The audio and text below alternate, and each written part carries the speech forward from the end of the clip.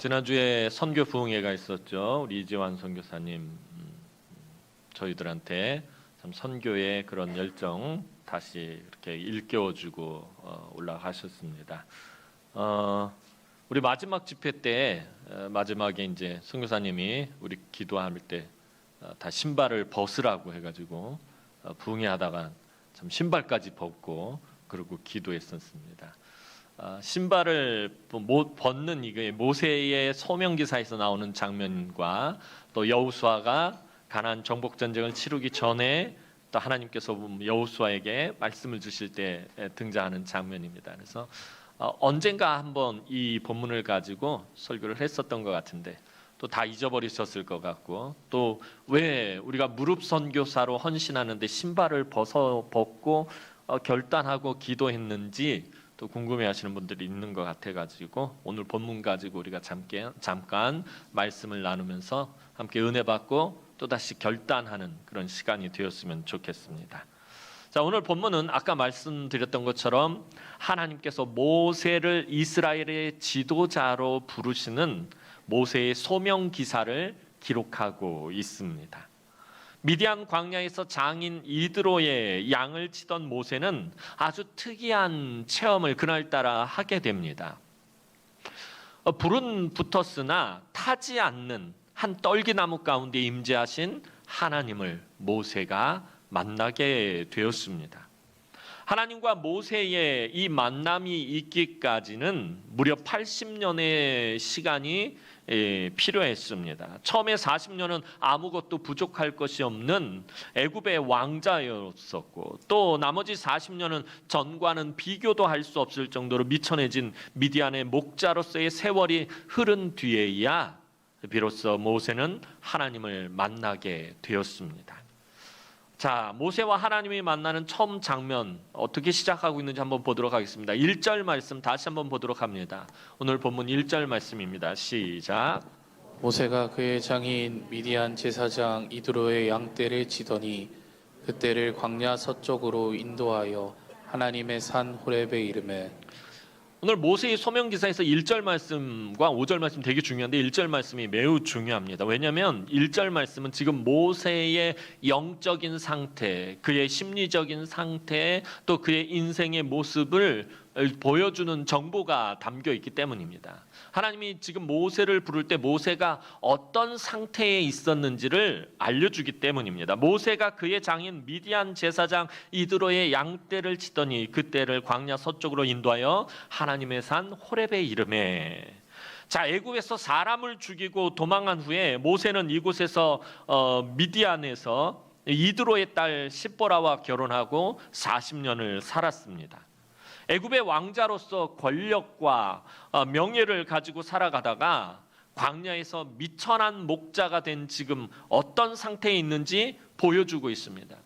자, 애굽에서 40년을 살았는데 창세기 말씀을 보면 애굽 사람들이 가장 천하게 여기고 부정하게 여기는 직업이 뭐냐면 목자입니다. 그래서 요셉이 자기 식구들을 데리고 올 때 이 요셉의 식구들은 다 목축업을 하는 그런 유목민이었기 때문에 애굽인들 속에 살지 않고 제일 좋은 땅, 고센 땅을 받아서 그곳에서 살면서 이 바로의 양과 소들을 관리하는 일들을 하게 됩니다. 애굽 사람들은 양치는 일을, 목자들을 가장 천하고 가장 부정한 그런 일로 알고 있었기 때문입니다. 그렇게 애굽에서 40년 동안 왕자로 살던 이 모세가 미디안 땅에 와서 그렇게 미천하고 부정하게 여겼던 목자가 되어 있었다라는 것입니다.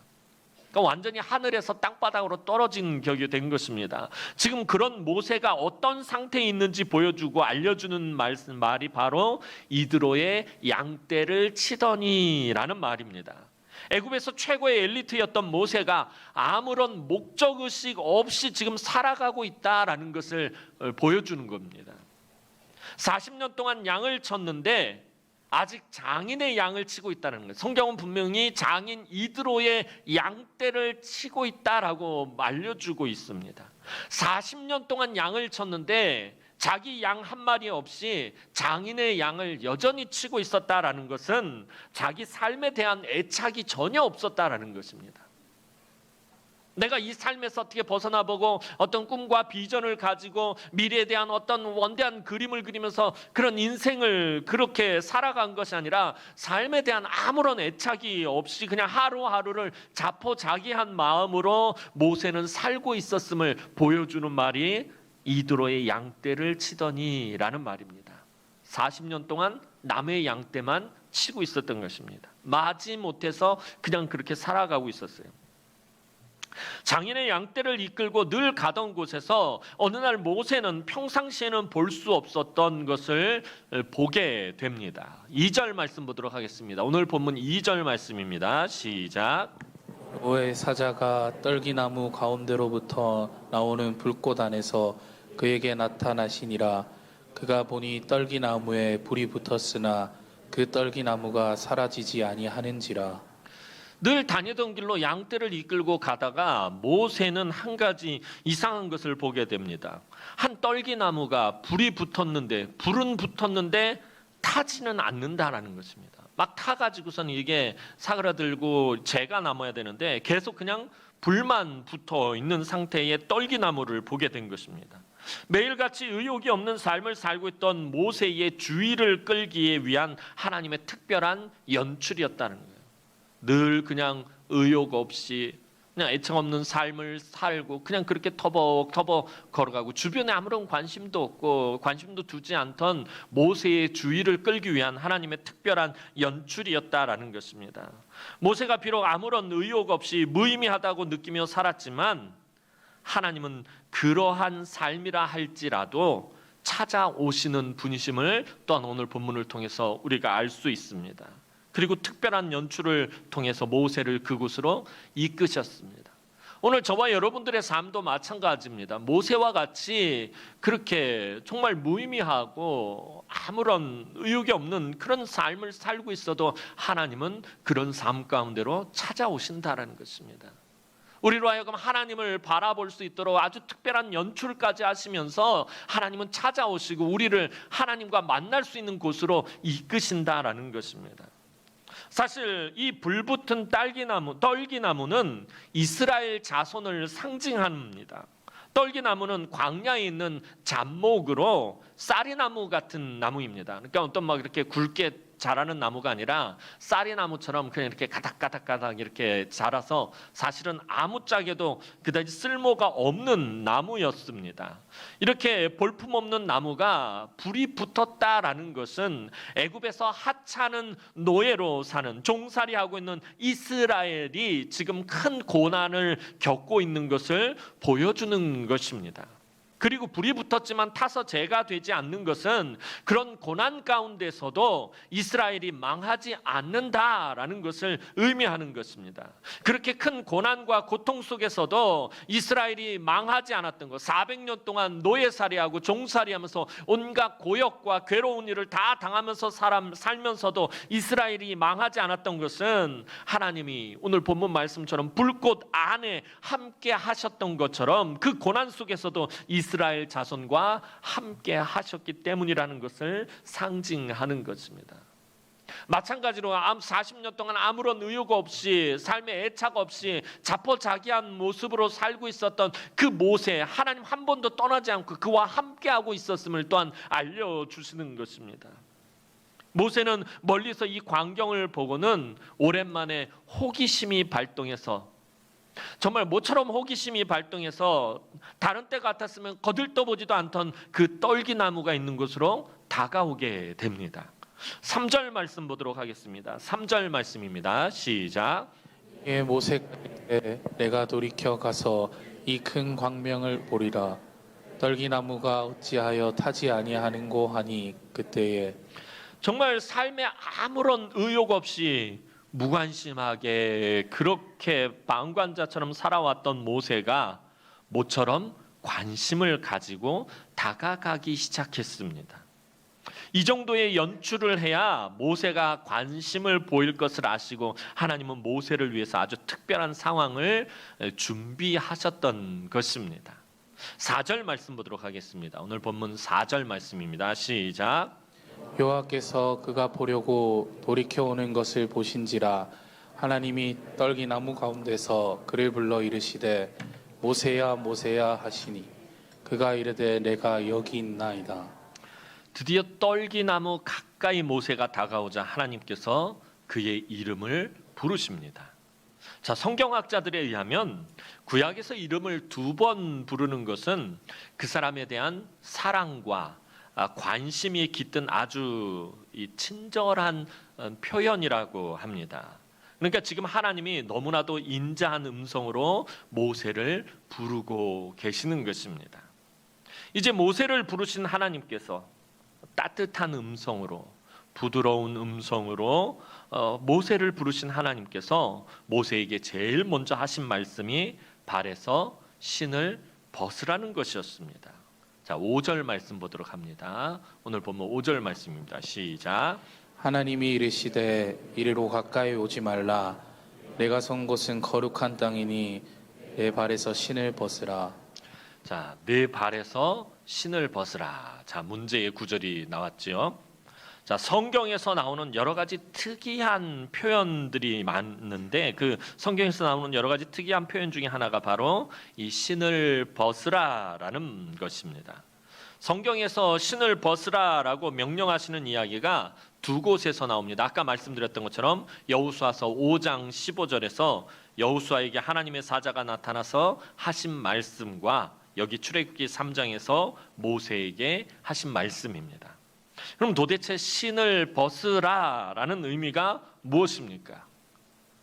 다 잊어버리셨을 거예요. 신을 벗는다라는 것이 무엇을 의미하는지. 하나님은 모세에게 왜 신을 벗으라고 말씀을 하신 것입니까? 하나님으로부터 이 말을 들었을 때 모세는 그 말이 의미하는 바를 사실 눈치를 챘을 것입니다. 이 신을 벗으라는 것이 무엇을 의미하는 건지, 하나님이 지금 나에게 무엇을 요구하는 것인지 아마 모세는 눈치를 챘을 것입니다. 모세는 애굽의 궁궐에서 자라났습니다. 애굽의 궁궐에서 누구보다도 많았던 사람들이 바로 그곳에서 일하는 노예들이었습니다. 그들에게는 한 가지 공통점이 있었는데 한결같이 신발을 신지 않고 있다라는 것입니다. 고대 사회에서 신발은요, 오직 주인만 신을 수 있는 것이었습니다. 노예들은 신발을 신을 수 없었습니다. 노예와 종들은 신발을 절대로 신어서는 안 됩니다. 왜냐하면 고대에는 이 신발이 바로 소유권을 상징하기 때문입니다. 주인의 권리를 의미하는 것이 신발입니다.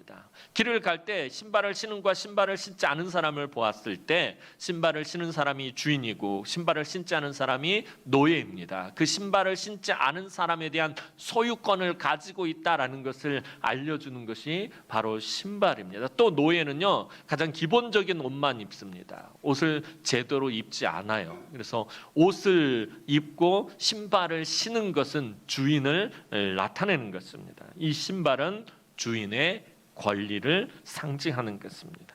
그러니까 노예에게는 권리는 없고 오직 무엇만 있다는 거예요? 의무만 있다라는 것이 나타내는 것이 신발을 신기지 않는 것입니다. 따라서 지금 모세에게 하나님께서 신을 벗으라고 말씀하시는 것, 내 발에서 신을 벗으라라고 말씀하시는 것은 지금 모세에게 하나님이 무엇을 말씀하시는 거예요? 너는 나의 무엇이 되라? 종이 되어라 라고 말씀하시는 것과 같은 것입니다. 그리고 종이 되라 라는 하나님의 말씀은 모세의 모든 권리, 모든 소유권을 포기하라 라는 숨은 의미가 담겨 있는 것입니다. 이것은 이스라엘의 한 규례가 되어서요, 누군가가 어떤 권리를 포기할 때는 그 자기의 신발을 벗어서 그 사람에게 주는 것으로 표현하게 되어 있습니다. 그래서 룻기 4장을 보면 룻의 기업물을 짜가 기업물을 권리를 보아스에게 넘겨줄 때 어떻게 합니까? 자기 권리를 포기한다라는 의미로 자기 신발을 벗어서 이 보아스에게 주는 것을 보게 됩니다. 이처럼 신을 벗는다라는 것은 자기가 가진 권리, 특별히 자기의 소유권을 포기하고 그것에 대해서 어떠한 주장도 하지 않겠다라는 의미가 담겨 있는 것이 신을 벗는 것입니다. 자, 그런데 여기서 우리가 한 가지 또 생각해 봐야 될 것이, 오늘 하나님께서는 모세에게 신발을 벗으라고 하면서 너는 내 종이 되라고 말씀하시면서 모세가 가진 권리, 소유권 모든 것을 포기하라고 말씀하십니다. 그냥 우리가 출애굽기 3장을 읽을 때에 하나님께서 모세를 하나님의 종으로 부르시며 하시는 말씀이구나 하고 쉽게 생각할 수 있어요. 아, 이제 이스라엘을 애굽에서 구원해내기 위해서 하나님께서 드디어 모세를 불러내시는구나 하고 생각하겠지만, 모세의 입장에서 본다면 오늘 본문 말씀은 사실 굉장히 다른 게 다가오는 것입니다. 의미가 좀 달라집니다. 여러분이 모세라고 생각해 보시기 바랍니다. 지금 모세가 포기할 권리나 소유권 같은 게 있느냐라는 것입니다. 그가 뭐 내버릴 것이 뭐가 있느냐라는 것입니다. 40년 전에 애굽의 왕자의 신분이었다면 버릴 것이 많습니다. 내려놓을 것이 많습니다. 그런데 그때에 비해서 사실 지금의 모세는 그 어떤 포기할 권리같이 보이는 것이라고는 눈꼽만큼도 없습니다. 그런데 모세에게 하나님은 권리를 포기하라라고 말씀하십니다. 모세는 도저히 그 말씀에 동의할 수 없었습니다. 동의하지 않는 모세의 모습, 무엇을 보면 알 수 있습니까? 동일한 말씀, 내 발에서 신을 벗으라는 이 동일한 말씀을 받은 여호수아는 신을 벗으라는 그 하나님의 말씀이 있은 후에 바로 그대로 행하니라 라고 기록이 되어 있지만, 오늘 출애굽기 3장에는 그 어디에도 그런 기록이 나와 있지 않습니다. 모세가 신을 벗으니라 라는 말이 기록되어 있지 않다라는 것입니다. 모세는 지금 하나님의 말씀에 동의할 수 없다라는 아주 부정적인 마음을 가지고 있는 것입니다. 집에 가서 오늘 본문을 뒤에 부분까지 싹 다시 한번 읽고 묵상해 보시기 바랍니다. 모세가 끊임없이 하나님과 실갱이하는 모습이 나옵니다. 한 8번, 8차례에 걸쳐서 모세야, 네가 이스라엘 자손을 구하러 가라. 내가 이스라엘 자손들을 보니까 마음이 막 불붙는 것 같아서 도저히 안 되겠다, 가라. 저 못 가겠습니다. 계속해서 한 8차례나 계속해서 모세는 거절합니다. 그러니까 하나님의 그 말씀에, 내 발에서 신을 벗으라는 그 말씀에 동의할 수 없다라는 거예요. 나 거기에 순종할 수 없다라는 거예요. 내가 도대체 포기할 게 뭐가 있고 내가 버릴 게 뭐가 있다고 나한테 또 버리라고 그러느냐. 모세의 입장에서는 도저히 하나님 말씀을 받아들일 수가 없었던 것입니다. 모세는 40년 전에 애굽에서 화려하게 왕자로서의 모든 수업을 다 받았습니다. 모세도 장래가 촉망받는 아주 뛰어난 왕자였습니다. 잘하면 애굽 왕 바로가 될 수도 있었던 그런 왕이 승계 서열 안에 들어가 있었던 사람이었습니다. 모든 애굽의 학문에도 능했고 말과 행사에도 능했으며 왕자로서 또 준수한 모습을 갖추고 있었어요. 학문에도 능했고 말에도 능했고 행사에 이 모든 행동하는 것도 뛰어났고, 또 앞부분에 보면 모세가 태어났을 때 되게 잘생겼다라고 해요. 그러니까 얼굴도 비주얼도 되게 좋았어요. 얼굴도 잘생겼고, 그리고 정의감에 불타는 열정적인 청년이었습니다.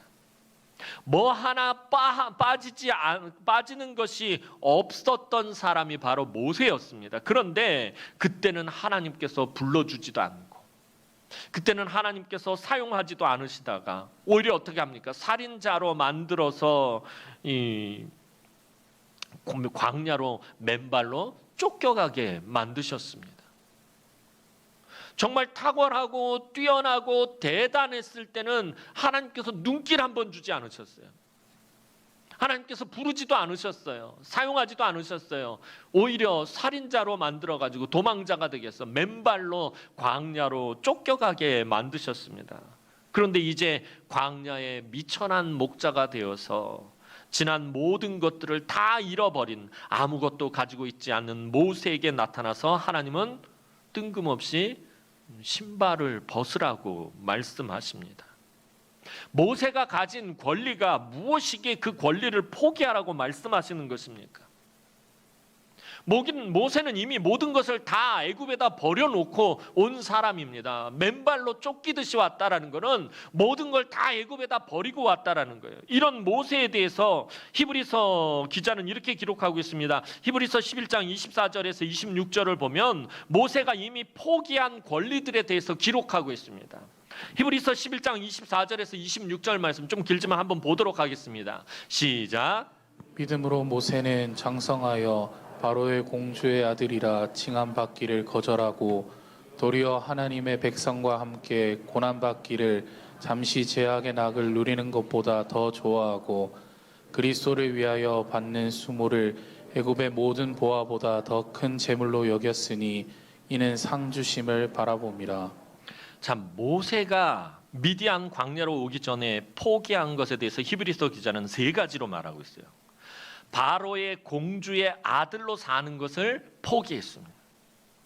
그것은 권력과 명예를 포기했음을 의미하는 것입니다. 이생의 자랑을 포기했다라는 것입니다. 그리고 포기한 것이 무엇입니까? 죄악의 낙을 누리는 것이었습니다. 육신의 정욕을, 쾌락을 포기한 것입니다.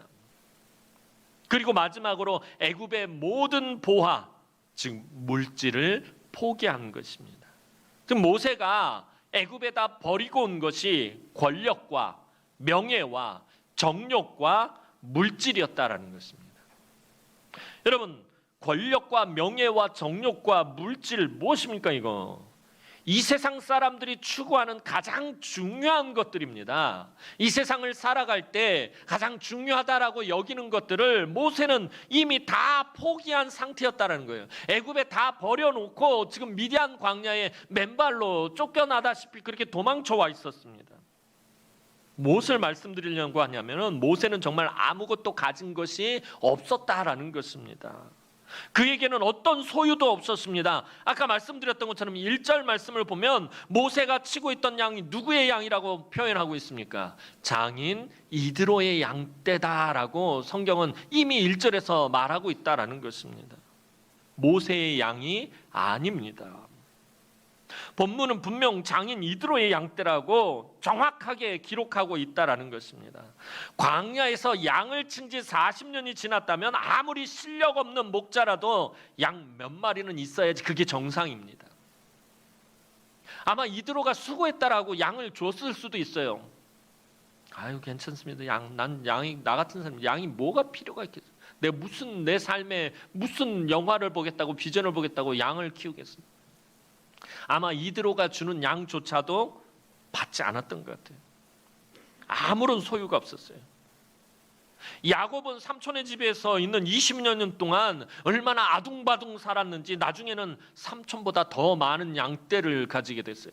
삼촌보다 더 큰 부자가 되었는데 40년 양을 치면서 모세는 그렇지 못했다라는 것입니다. 아무것도 가진 것이 없었습니다. 왜 모세는 아무것도 가지고 있지 못했던 것입니까? 모세의 삶의 의욕이 완전히 꺾어져 버렸기 때문입니다. 모세는 세계 대제국의 왕자였었습니다. 누가 뭐래도 애굽에서 제일 가는 신분이었습니다. 그랬던 그가 살인자가 되고 도망자가 돼서 미디안 광야로 맨발로 왔으니 그는 더 이상 삶의 의미가 없어져 버렸던 것입니다. 애굽에서 살던 모세에 대해서 사도행전 7장 22절에서 모세를 이렇게 설명하고 있습니다. 사도행전 7장 22절 말씀 보도록 하겠습니다. 시작. 모세가 애굽 사람의 모든 지혜를 배워 그의 말과 하는 일들이 다 능하더라. 자, 미디안에 오기 전에 모세는 애굽 사람의 모든 지혜를 배워 그의 말과 하는 일들이 다 능하더라. 아주 능력이 있었다라고 그렇게 설명하고 있습니다. 그런 모세가 광야에서 40년 동안 양을 친 것입니다. 애굽에서 모든 지혜를 다 배웠고 말과 하는 일이 다 능력이 있었던 사람이 미디안 광야에서 40년 동안 양을 친 것입니다. 애굽에서 배웠던 수많은 학문이 이곳 광야에서는 아무런 도움이 되지 않았습니다. 또 애굽에서 알았던 모든 지식이 이곳에서는 아무 쓸모없는 일이었다라는 것입니다. 당시 세계 최고의 엘리트 모세의 지식 수준과 맞는 사람이 미디안 광야에는 한 사람도 없었습니다. 다른 양치기들하고는 더더욱이 대화가 통할 리가 없었습니다. 그래서 모세는 그렇게 입을 닫고 40년을 살게 됩니다. 그 결과 모세가 어떻게 변화되었냐면 출애굽기 4장 10절 하반절 말씀 보도록 하겠습니다. 출애굽기 4장 10절 하반절 말씀입니다. 시작. 나는 입이 뻣뻣하고 혀가 둔한 자니이다. 이스라엘 자손들을 구하러 가라는, 바로에게 가라라는 하나님의 명령에 모세가 자기를 표현하는데, 하나님, 나는 입이 뻣뻣하고 혀가 둔한 자입니다 라고 말하고 있다는 거예요. 앞서서는 그러잖아요. 그가 애굽의 모든 지혜를 배우고 말과 행사에 능하였다라고 말했는데, 40년이 지난 다음에, 광야에서 40년 동안 양을 친 다음에 모세가 자기를 말하는데, 나는 입이 뻣뻣하고 혀가 둔합니다 라고 말하고 있다는 거예요. 40년 동안 입을 닫고 산 거예요. 나의 지혜, 나의 지식, 내가 배웠던 모든 것들이 아무 소용이 없다라는 거예요. 예를 들면 그런 거예요. 미국 나사에서 우주선을 만들면서 그런 우주의 모든 거리를, 수학적인 궤도를 다 계산해내던 사람이 시골에 가서 농사를 짓는데, 옥수수를 심고 옥수수를 키우고 감자를 키우는데 그 나사에서 계산했던 수학들이 무슨 소용이 있겠느냐는 거예요. 아무 소용이 없는 거예요. 그가 배웠던 그 방대한 지식 체계가 아무 쓸모가 없었던 거예요. 입을 닫고 살았던 것입니다. 40년을 사람이 자기의 지식과 학문을 버리고 살면요, 입이 뻣뻣하고 혀가 둔해지게 되는 것입니다. 그곳에서 사는 사람들과 양을 치는, 그곳에 사는 사람들과 같이 살려고 하고, 그곳에서 사는 그 양을 치는 목자가 되어서 살려면 그는 왕자로서의 모든 학문과 지식을 버려야만 그렇게 거기서 살 수 있습니다. 모든 것을 다 잃어버렸습니다. 그가 애굽을 떠나오면서 자이든 타이든 이미 모든 권리를 다 포기하고 맨발로 미디안으로 도망쳐 왔습니다. 그런데 이제 그런 그에게 40년 동안 그가 가진 모든 것, 심지어 시간까지 잃어버린 모세에게 하나님께서 나타나셔서 신을 벗으라고 하니까 모세는 도저히 동의할 수가 없었던 것입니다. 모세가 잃어버린 것 중에요, 가장 결정적인 것이 무엇입니까? 앞에서 언급했던 그 세 가지, 히브리서 기자가 말한 그 세 가지 말고 모세가 잃어버렸던 가장 결정적인 것은요, 모세가 젊음을 잃어버렸다라는 거예요. 이제는 노인이 됐어요. 80세 노인이 되었어요. 젊음을 잃어버렸다는 거예요. 여러분, 다른 거 다 잃어버려도 젊음만 있다면 다시 찾을 수 있습니다. 우리가 청년들 바라보면 그러잖아요. 어른들 보면 그냥 젊은 것 자체로 이쁘다라고 말하잖아요. 그냥 젊은 것 자체로 좋은 거예요. 젊다라는 것은요, 내가 잃어버렸던 것을 다시 다 찾을 수 있는 그런 시간과 능력과 여유가 있다라는 것입니다. 다른 것 다 잃어버렸어도, 모세가 다른 것 다 잃어버렸어도 아직 젊다면 자기 인생에 대해서 비전을 품을 수 있을 거예요. 그러나 모세는 젊음도 40년이라는 세월 속에서 잃어버렸습니다. 남은 것이 정말 아무것도 없었습니다. 그런데 하나님은 지금 모세에게 나타나셔서 신을 벗으라라고 말씀하고 있다라는 것입니다.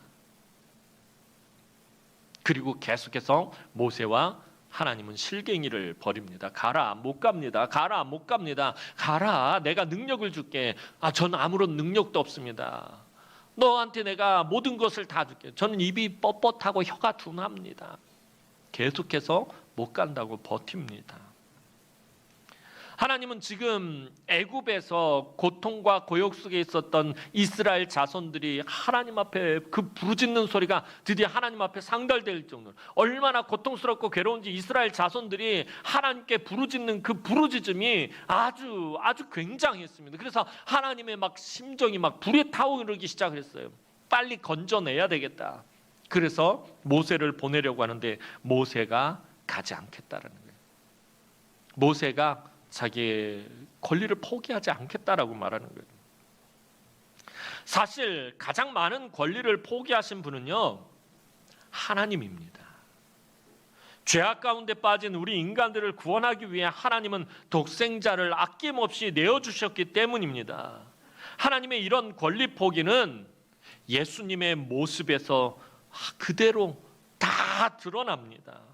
빌립보서 2장에 기록된 것처럼 예수님은 하나님과 동등됨을 취할 것으로 여기지 아니하시고 오히려 자기를 비워 종의 형체를 입으셨다라고 말하고 있어요. 하나님과 동등된 분인데 그 동등된 권리를, 하늘에 있는 모든 권리를 포기하시고 종의 형체를 취하셨다라고 사도 바울은 말하고 있어요. 예수님의 모습이에요. 종의 형체를 취하셨어요. 종이 되셨다라는 거예요. 아까도 말씀드렸던 것처럼 종에게는 아무런 권리가 없습니다. 예수님은 우리를 위해 바로 그 아무런 권리가 없는 노예가 되셨다라고 사도 바울이 말하고 있습니다. 인간으로 오시기 위해서, 종의 형체를 입기 위해서 하나님의 권리를, 하나님과 동등한 권리를 포기하셨고요, 정상적인 환경에서 출생한 권리를 포기하셨어요. 여러분들 성탄절마다 듣는 설교가 그거잖아요. 마구간에서 말구유에 누이신 아기 예수님이요, 정상적인 환경에서 출생할 권리를 포기하셨고요, 가족들과 함께 있을 권리를 포기하셨고요, 동전 한 입이 없어서 다른 사람의 것을 잠시 빌려서 비유하셔야 할 만큼 물질에 대한 권리도 포기하셨어요. 마리아의 아들이라는 사생아로 불리시며 명예에 대한 권리도 포기하셨고요, 복음서를 보면 사람들이 예수를 볼 때, 특별히 그 고향 사람들, 동네 사람들이, 예수님이 자란 그 동네 사람들이 예수님을 보고 뭐라고 말해요? 마리아의 아들 목수 예수가 아니더냐라고 해요. 성경에서요, 보통 아들은 아버지의 아들로 표현됩니다. 저가 요셉의 아들 예수가 아니더냐라고 표현하는 게 정상적인 거예요. 그런데 마리아의 아들이라고 표현하는 거는 사생아라는 표현이에요. 굉장히 비하하는 표현이다라는 거예요. 이미 예수님 명예에 대한 권리도 포기하셨고요, 바리새인들이 때때로요 예수님을 향해서 귀신이라고 얘기해요. 바알세붑이라고 말해요. 전능하신 하나님 되신 분한테 종의 형체를 입고 이 땅에 내려오신 그 존귀하신 하나님의 아들에게 귀신이라고, 명예에 대한 권리도 이미 예수님 포기하셨어요. 나중에는 가장 흉악한 죄인이 받는 형벌인 십자가에서 생명의 권리까지도 우리에게 넘겨주셨습니다. 하나님이 가장 많은 것을 포기하셨다라는 거예요. 가장 귀한 것을 내려놓으셨다라는 것입니다. 사랑하는 성도 여러분, 하나님께서는 왜 아무런 권리도 가진 것이 없는 모세에게 신을 벗으라고 말씀하시는 것입니까? 그것은 모세가 가진 마지막 자존심 한 조각뿐만 아니라 하나님의 말씀 앞에 신을 벗으라고 했을 때 아무 말 없이 순종하기를 원하셨기 때문이에요. 이전에 그가 가지고 있던 것들을 포기하라고 지금 말씀하시는 것이 아니에요. 앞으로 네가 이스라엘 자손들을 이끌어 갈 때에 네가 주장하게 될 권리들을 내려놓으라는 것이에요. 네가 앞으로 이스라엘 자손들을 광야에서 40년 동안 이끌어 갈 것인데, 그때 너에게서 나오는 그 모든 것들을 내려놓으라는 것입니다. 말없이 순종하라라는 것입니다. 왜냐하면 이제부터는 모세가 지금까지 자기가 배운 지식으로는 이해할 수 없는 일을 하나님께서 시키실 것이기 때문입니다. 홍해가 갈라지는 것, 애굽의 모든 지혜를 다 배운 이미 모세가 이해할 수 있겠습니까? 홍해 앞에 서서 하나님께서 그 홍해를 향해 너의 지팡이를 들어라라고 말씀하셨을 때 모세의 모든 학문과 지식과 지혜와 현실적인 모든 것들을 다 배운 모세가 그것을 할 수 있겠느냐라는 것입니다. 그가 지금까지 배워온 그 현실적인 학문, 지식, 지혜 모든 것들을 내려놓지 않으면은 홍해가 갈라지는 그 기적을 그가 체험할 수 없기 때문에, 그 홍해 속으로 들어갈 수 없기 때문입니다. 모세의 경험으로는 도저히 받아들일 수 없는 일을 이제 하나님께서 행하게 하실 것이기 때문에 신을 벗으라고 말씀하시는 것입니다. 하늘에서 만나가 내리고 반석에서 생수가 터지는 것, 여지까지의 모세가 해온 경험으로는 받아들일 수 없는 일입니다. 그가 배운 학문, 그가 알고 있는 지식, 그가 지금까지 살아오면서 그가 체험했던 경험들로 어떻게 하늘에서 양식이 광야에서 내리며 반석에서 샘물이 터져 나오고, 이게 어떻게 이해할 수 있고 어떻게 행할 수 있겠습니까? 할 수 없어요. 이것들은 오직 무엇으로만 할 수 있는 일이기, 오직 믿음으로만 할 수 있는 일을 하나님은 시키실 것이기 때문에 모세 안에 마지막 남아있는 모든 것을 다 포기하라고 하신 것이에요. 포기하지 않는 그 무엇이 남아있다면 절대로 하나님의 비전에 참여할 수 없기 때문입니다. 내 손으로 내가 조금이라도 붙잡고 있는 세상적인 것을 내려놓지 않으면 하나님의 비전을 볼 수 없고요, 하나님의 능력을 행할 수 없고요, 하나님의 기적을 나타낼 수 없기 때문입니다. 그래서 하나님은 모세에게 마지막으로 거절할 권리마저도 내려놓으라는 것입니다. 오늘 모세에게 신을 벗으라고 하신 말씀은요, 수천 년 전에 모세에게만 하신 말씀이 아닙니다. 오늘 저와 여러분에게도 동일하게 하신 말씀입니다. 여러분도 오늘 모세처럼 더 이상 포기할 것이 없다고 생각하십니까? 내가 예수 믿으면서 세상의 모든 것을 다 내려놓고 다 포기했다라고 생각하십니까? 하지만 하나님은 우리에게 신을 벗으라고 말씀하십니다. 무슨 말입니까? 하나님이 오늘 저와 여러분들에게 신을 벗으라고 하는 것은 여러분들이 가지고 있는 모든 권리를 다 내려놓으라, 물론 그런 의미도 있겠지만 그것보다도 하나님이 여러분들에게 원하시는 것은 바로 믿음으로 여러분들의 삶을 살라는 것입니다. 때로는 여러분의 생각과 지식과 경험으로 이해할 수 없는 일을 하나님께서 하라고 말씀하실 것입니다. 때로는 도저히 받아들일 수 없는 일들이 여러분들의 삶 가운데서 나타날 것입니다. 그럴지라도 믿음으로 순종하며 살라는 것입니다. 하나님께서 우리에게 주신 꿈과 비전들은 나의 능력, 나의 지식, 나의 판단, 나의 경험으로 하는 것이 아닙니다. 그것은 오직 믿음으로 하는 것이기 때문에 하나님은 오늘 우리에게 신을 벗으라고 말씀하시는 것입니다. 우리가 지난번 부흥의 마지막 집회 때 참석하지 않으신 분들은 무슨 일이 있었는지 알지 못할 거예요. 무릎 선교사로 우리가 결단하면서 기도할 때 선교사님이 우리한테 신발을 벗으라고 얘기를 하셨어요. 무릎 선교사로 열방을 향해 또 열방에 나가 있는 선교사님들을 위해서 기도하는 것조차도 내 힘과 내 능력과 내 지식으로 하는 것이 아니라 무엇으로 하는 것이기 때문에, 믿음으로 하는 것이기 때문에,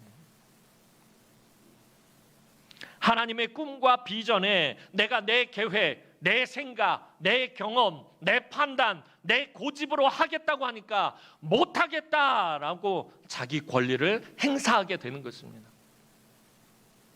그건 아니라고, 그건 내 생각과 다르다고, 내 판단과 다르다고, 이게 더 맞다고, 이게 더 옳다고 자기 권리를 행사하게 되는 것입니다. 아직 신을 벗지 못했기 때문에 그런 거예요. 사랑하는 성도 여러분, 하나님 말씀 앞에서 여러분의 신을 벗으시기 바랍니다. 하나님께 예배자로 나왔다면 신을 신어서는 안 됩니다. 여러분 구약 성경을 잘 보면요, 제사장들의 복장이 나올 때 머리에서부터 발끝까지 다 세세하게 설명하는데 제사장들은 제사 드릴 때 신을 신지 않습니다. 지성소에 들어갈 때 맨발로 들어가게 되어 있어요. 모든 걸 다 내려놔야만 하나님께 예배할 수 있기 때문에 그래요. 예배자로 여러분들이 나오셨다면 여러분들 신을 벗고 나오셔야 합니다. 여러분이 하나님의 부르심에 헌신하는 자로 나왔다면 신을 신어서는 안 됩니다. 주님도 골고다 언덕을 맨발로 오르셨습니다. 여러분의 마지막까지 내려놓지 못한 육적인 것들과 끝까지 포기하지 못한 인간적인 것들의 신을 벗으시기 바랍니다. 여러분, 마지막 남은 자존심까지도 하나님 앞에서 내려놔야 된다라는 거예요. 우리가 하나님 앞에서 자존심 세워서 뭐 할 것입니까? 나 위해서 십자가에서 죽기까지 물과 피를 다 쏟아내신 주님 앞에서 우리가 무슨 자존심을 세우겠다고 그럽니까? 주님, 나 같은 것도 불러주신 것 감사한데, 나 같은 것도 예수 믿게 해주신 것 감사한데, 나 같은 거 구원해 주신 것 감사한데, 여러분, 그거 생각한다면 하나님 앞에서 우리가 도저히 신을 신고 서 있을 수 없다라는 것입니다. 마지막까지 내려놓지 못했던 것, 마지막까지 포기하지 못했던 것, 마지막까지 벗지 못한 신이 있다면 그것을 다 내려놓고 다 벗으시고 주님 앞에 정직하게 믿음으로 순종하며 나와서 하나님의 부르심에 응답하며 주님의 몸된 교회와 하나님 나라의 비전을 위해 정말 귀하게 쓰임받는 우리 남흥의 모든 성도들이 되기를 주님의 이름으로 축원합니다. 기도드리겠습니다. 사랑과 은혜가 많으신 아버지 하나님, 은혜와 사랑을 진심으로 감사를 드립니다. 오늘도 하나님 앞에 나온 우리 성도들을 하나님 긍휼히 여겨 주옵소서. 하나님, 우리가 아직 내려놓지 못한 것이 있다면, 아직도 하나님 앞에서 신을 벗지 못한 것이 있다면 하나님, 우리가 겸손하게 내려놓게 하시고 벗어놓게 하시고 오직 하나님의 말씀에 믿음으로 순종하며 하나님의 비전에 동참할 수 있도록 은혜를 베풀어 주옵소서. 나의 생각과 나의 경험과 나의 모든 것들을 하나님 앞에 내려놓으며 하나님과 함께 나아가는 우리 남흥의 모든 권속들이 되게 하여 주옵소서. 감사를 드렸고 예수님의 이름으로 기도하옵나이다. 아멘.